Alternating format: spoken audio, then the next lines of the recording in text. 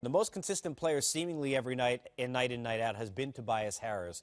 What have you seen from him, Bones, that he's kind of grown with from a game standpoint, maturity level? What's he done? Well, I think the idea is that Stan Van Gundy has the confidence that Tobias Harris can lead them offensively in games. We know Avery Bradley pitches in, and there'll be nights where Avery will put in 21, but Andre Drummond's not a high possession guy. They're playing him outside the post a little bit. They're actually asking him to play make a little bit. Drummond's up to 5 assists in the game. And they're allowing some room within their offense for Harris to be that guy, the guy that they can go to. They feel like he can do things like this very much in a mellow type of position. They're playing in the Malone spot, creating off the dribble, scoring over the top of guys.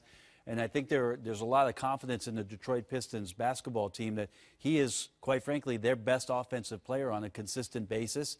And then there are other nights where Reggie Jackson can pick up some of those things, and then Drummond, like I said, will pitch in. But for the most part, he's the guy they're relying on. You know, you mentioned Reggie Jackson last year. For those who didn't watch the Pistons, we talk about it all the time.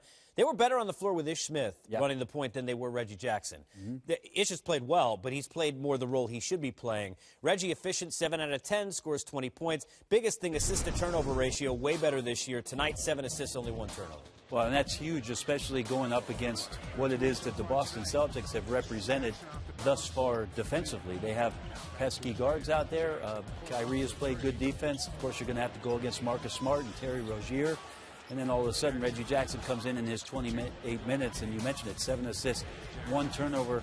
I don't think he's trying to force too much this year.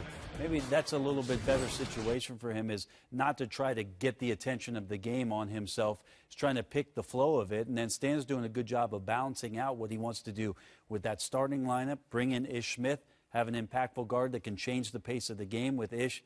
But Reggie's starting to find some consistency within that and playing around 30 minutes. It's been effective.